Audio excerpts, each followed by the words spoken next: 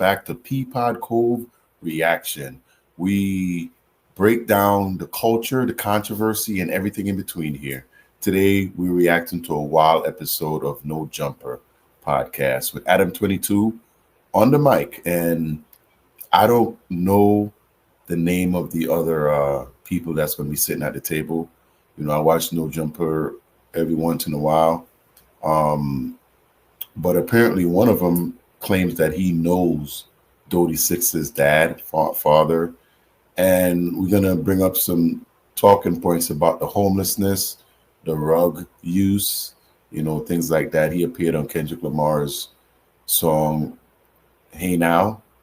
And now that he's claiming that he's broke, homeless, and all this other stuff. So we're going to tap into that and see what we're talking about. But a lot of people was criticizing Kendrick Lamar and said that he did not do enough, you know, and people like me are saying, hey, bro, he got an alley hoop. You need to take that opportunity and run with it instead of complaining. You know, we got other artists out here like AZ Chike and Hitter J3 and all these cats that's moving, they're doing things. So let's find out what's really going on. Because the one thing about a lot of these West Coast artists, they're all captained the same way. They all know each other the same way. So I think this is interesting. So let's get into it.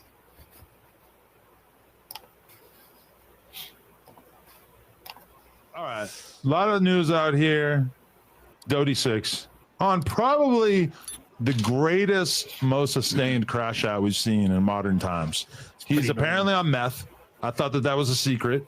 I thought that was just insider information. Yeah, meth and rap. I thought I had just been informed that he was on meth and that was like a secretive thing. He starts announcing it to the world. When he called me yesterday, it was blatantly obvious that he was on whippets heavily. I could hear it in the voice. 5,000 on whippets. Yeah. They call that Nas, I think. 5,000. Whoa, that's yeah, I should definitely look that up. I'm not gonna get into that. Wow, that is fucking insane. So Wow, doing method, man. He doing whippets. He's doing meth and whippets. So mix it all up. Methods. How much context we need to create for people just to give the... Okay, Dody6 is a rapper from Rolling 40s who recently did a sustained... Do I keep saying sustained? He did a... Wow, I did not know he was from the Rolling 40s. That explains why Adam is in on this stuff, because we all heard about all the stuff that went on recently with Brick Baby and that whole thing and Big U. But okay, West Coast, let's check in. Quite a long prison sentence, maybe like 6-7 years, some shit like that. And while he was locked up, he was cranking out music videos that he was recording in his cell on an iPhone and then like basically shipping it off to people, and they were making music videos for him. And he seemed like he had like some pretty good motion going since then. Put out music with X4, Lefty Gunplay. It seems like he's having some pretty good motion, and then boom, 6 months ago or whatever, he was one of the 7 or 8 Los Angeles rappers who were featured on Kendrick Lamar's album, GNX. And that was a huge look for him, obviously.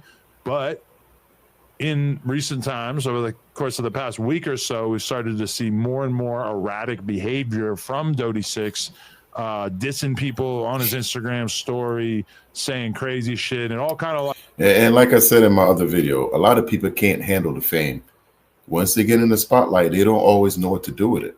And this is exactly one of these situations where they spiral out of control because they can't handle what's been given to them. Like culminated and sort of like reached its apex, I think, yesterday when he basically said, fuck Kendrick Lamar, admitted to the world that he was on meth, and you know, has just continued to basically he admitted that he got DP'd by his hood. First what we saw him DP as in DP. Am I reading that right? I know there's a lot of different slangs on the West Coast, but to me, DP means one thing, right? It's either Dan Patrick or the actual thing. So let me know down in the comments if that's a different meaning on the West Coast. crashing out on different rappers. So he had an incident with Hit a J3. Yep. He had an incident where he was in Peso's DMs saying a bunch of crazy It started with him. Yeah, Peso was also on the GNX album. Hit a J3 was as well. Really going off on the Mexicans. Yeah. Peso and Bravo the Brag Chaser were the first two. Yeah. And then he posted like screenshots of their combos, and they were kind of like, yo, what the fuck are you talking about? Like, where's this coming from? Then he said, then he talked about the DP thing. Then he said that he was homeless. He was homeless. They DP'd you and took your chain, bro. So I spoke to his dad for a long time yesterday. Really? He had a parent teacher conference. Why are you speaking to this grown man dad? First of all, I'm homies with his dad. Okay. All right, yeah. All right, like, yeah. First of all, I've known Dody since he was like 16 years old. Really? Wow. Yeah, when he did that first Bodie's anthem song, that gang shit. So that's how and he was like the kid on that song that rapped really good. I was like, I can tell he's gonna have a future as a rapper, whatever. Winds up getting locked up. And I always thought he was a good kid because he did a feature for one of my little younger homies, you feel me? And I was like, okay. He's one of the Lush One send-offs. You feel me? So he did it. I was like, all right, that's cool. I like this kid. Then he got locked up, came home, everything that you said happened. Now, so his pops basically has been trying to operate in a managerial capacity for him. He's got a lot of resistance. Him and his brother, his twin brother, his name's Twin from Fodies. They've done a lot in the industry. He used to work with Chris Brown, Dody's dad, used to do like songwriting and production. So he's not just a random ass dude, right? In the streets and in the industry. Now, this is brand new information. Dody don't even know this, and there's only so much I could say, but I would encourage Dody, please tap in with your pops, because these financial problems that you have, I heard that both of the royalties from GNX are landing right now. You feel me? Really? Yeah, see that? You see that? You wait, and then you're gonna find out the truth. Apparently, because I got another video that I did with in that video we broke down why he wasn't getting paid, and you can tell his name wasn't credited as a writer, but there was a production or managerial company that was getting, I think it was 21% or something of his royalties. So now we know it's his father controlling his career. And if you out here crashing out, doing a lot of things, there's a reason why dad's in control. He's trying to save the money, trying to make sure the money is good. And he out here on the streets doing everything else and crashing out on people when this ain't even true. This ain't even true. Both of the royalties from GNX are landing right now. You feel me? Really? Tap in with your pops, bro. Because he said that he didn't get any money from doing that music. Now, of course, you ain't gonna get no money up front. A lot of that money's on the back end when it comes in after, the song hit. Calculated on the show the other day, me and Flacco calculated that based on the amount of streams that record has, is probably generated between $5 and $6 million. You feel me? Come on. So even if he's getting like 5% of that, so we figured out he should have at least like $100K coming to him. Wow. And apparently he do. That's a lot of meth. Okay, I want to talk about that too, because his dad said that they got a drug test back, and no, there's a lie. He's not on meth. He's lying and saying he's doing meth. So why would he need a drug test though?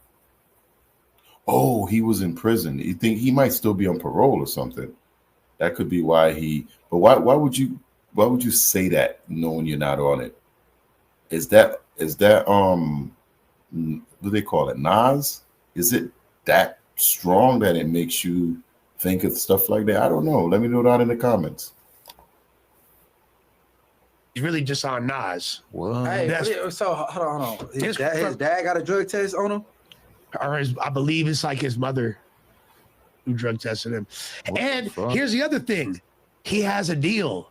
Who's he signed to? I don't know. But apparently he signed a deal, and the money is like, if he would tap in with his pops and stop crashing out, he could be on the road to accessing that money, having it put. That is crazy, right? Because what it kind of tells us is that everybody that appeared on that GNX album has seen success. All of them. Everyone has, so far I know of at least 3 or 4 of them that signed deals since that albums come out. And apparently he has one, but he needed to check in with his pops. So what that kind of tells me is that him and his pops probably ain't on talking terms right now, because his dad understands, hey, we can do so much with this money. We can flip it and turn your career into a real business where it's lucrative, it's making things happen for everybody, but he just want to go out and use it and buy Nas, you know what I mean? Which he claims he's not on, but this is kind of like what he's reaching for, man. Cashing out, he could be on the road to accessing that money, having it put into his project. I think that his family's a little bit nervous about allocating, you know, whatever resources they have for sure at this moment when he's acting like this, because it's a liability. Because I've been talking to Fat Jack as well as Lupe, and the tone that you're getting from them in regards to Dody is very much like, bro, he's in a bad place right now. This isn't good. Like, you know, they're kind of like asking us not like to go easy when talking about him, and it seemed like they didn't really want him to come on camera. He was trying to hit us up. He was supposed to come in yesterday to do a podcast. That got canceled. Man, keep him off the show. That is definitely don't need an artist spiraling like that to get on a podcast, especially this No Jumper podcast, because, you know, Adam's going to do whatever he can to suck, no pause, to suck information out of him and basically get him to, because that's what Adam is. He wants information. He doesn't care who it ruins. He doesn't care what happens to anyone after they leave the podcast, whether they incriminate themselves or not. He just wants content, because the No Jumper podcast has been on a decline since the pandemic. You know, I think they just laid off a bunch of people there, and they were talking about fixing their financial crunches, you know. Well, kind of at the last minute. But it's good that it did, because his dad was super upset. Like he was like, yo, why did y'all because he didn't know at first. He thought that he did go on the pod. He's like, why did you let my son go on the podcast when, like, you know, he's fucked up? Like, why would you allow that? And I was like, bro, he didn't go on the podcast. Yeah. Specifically didn't let him on. So you're saying I shouldn't call him right now? I mean, you could call him. You feel me? You could call him. See where he's at. Yeah. But I would just encourage him to tap in with his pops for real, because all these resources, we could call his pops too. Like all these resources that he needs to get his career right. Because right now, if he just like disappears and gets right and comes back strong with a strong project with money put into it, he has potential to flip the script on this whole situation. And no one's going to be tripping on this. But if he keeps crashing out, it's just going to be, look, you're on a pile of shit right now. You can either keep shitting or clean it up. You want to keep shitting until you're like submerged more in the shit, or you want to start cleaning up the mess, the wreckage of your life. It's crazy because when he was hitting me up yesterday, he seemed like he really like has been enjoying playing the internet game. Like he was telling me like, yo, go on Instagram right now and tell him that I said fuck Kendrick Lamar. And I'm just like listening like, what the fuck? Because obviously Kendrick has done more for Dody6 than probably anybody for the rest of it, at least in an entertainment sense. Obviously he's got family and everything like that. People will kill for that. Hell yeah, that's like one of the greatest looks you could possibly get as an artist. If you're a rapper until you're 50 years old, that's still going to be one of the main things that they talk about when they talk about your career, the fact that you're on this Kendrick album. And he had one of the best verses on it. Yeah. Let's talk about this, because this guy out here claiming that F Kendrick, he didn't do anything to help his career out. But now we're really finding out that my daddy is in charge of basically his production, his management team. And if he checks in with dad, he's actually have a deal set on the table. You know, but let me know down in the comments how you feel about this, because now we're finding out that a lot of the information that was given to us prior to this No Jumper interview has been, I wouldn't say fabricated, because if he is, you could say, inebriated, he's in another place. He's not in a good place right now, of course. And that's why dad wants to keep him off of that No Jumper podcast, because we know how they love to get people to snitch over there. and talk about things because it's good content for Adam to make money. So let me know down in the comments how you feel about this video, and I'm gonna see y'all in the next one. Peepod Cove. I'm gonna catch you on the next one, y'all.